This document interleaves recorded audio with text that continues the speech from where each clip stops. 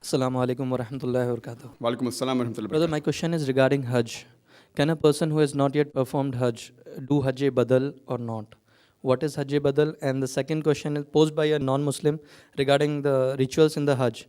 When we throw stones, what is the relevance of that? And does in any way shaitan get affected by those stones or not? I mean, this was one of the things. And in that act, there are lots of people who die. I mean, what is the answer to that, as well as the first part But of that the was the question? question that a person who has not performed Hajj, and since Hajj is fard, can he do Hajj Badal? First question. The second question is that when we stone the Jamaraat, does the devil get hurt and don't people get killed? So what's the reason? As far as the first question is concerned, that can a person who has not done Hajj do Hajj Badal? No, he cannot do. Hajj Badal means doing Hajj on behalf of somebody else. Maybe the person is alive, he may be sick, he physically cannot perform all the rituals of Hajj. So surely he can say that here I'm giving you money. Just because I'm physically not fit, I'm asking somebody else to go.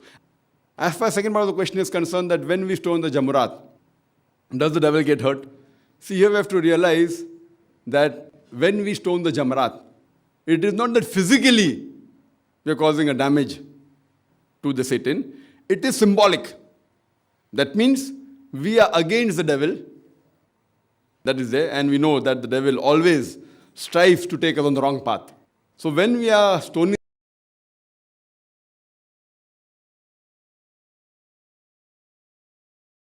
an avowed enemy to us. As far as the last part is concerned, that while stoning the Jamaraat, many people die, etc. That's the reason the government is making facilities. The government is giving more facilities where people can stone, and yet there may not be a stampede, etc. But if you analyze, brother, previously when people used to go for Hajj, maybe 50 years back, 100 years back, 200 years back, more people used to die as compared to today. Today, about 2.5 million perform Hajj every year, on average. 2.5 million people perform Hajj every year. Previously, it was less than 1 million. If you go back more, it was less than 100,000 people. Yet, when we went for Hajj, suppose living in India, we had to go by ship. It used to take months to do Hajj. Now, you can go for Hajj and come back even in 6 days' time. Minimum even less than that. On average, they take 2 weeks to 3 weeks, so that they want to go to Medina, etc., and stay in Makkah for a longer period. But the minimum requirement can be done in a few days.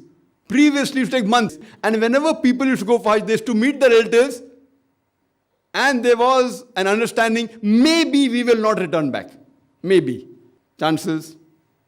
Not that they won't return for sure, but chances are there. Whether 20% they will not return back, 30% or 40%, whatever it is. But now if we analyze the 2.5 million people going and the total number of people dying for whatever reason, it is 0.001%. It will be less than 0.01%. So compared to before, now the facilities are much better. As far as the toilets are there, mashallah, it is very hygienic compared to before. But now, we don't want even a single person to die. So if any one person also dies for any reason because of overcrowding or stoning the Jamaraat, the government of Saudi Arabia is trying its best to curtail it down.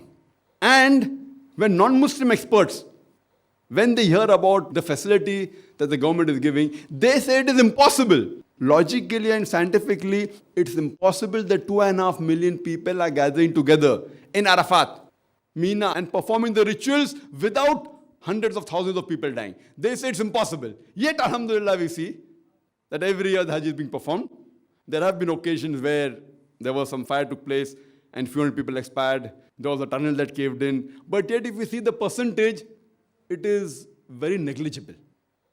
So even in Jamaraat, now the government has made a flyover and have extended the Jamaraat so that we can stone from the ground floor as well as first level. Now a second level has come and more will keep on coming. So they're trying the level best and see to it that people come and do what is required in the religion without being hurt. And when people go for Hajj, there they see millions of people gathering together, people dressed up in 2 pieces of unsewn cloth, preferably white. There we see the real brotherhood.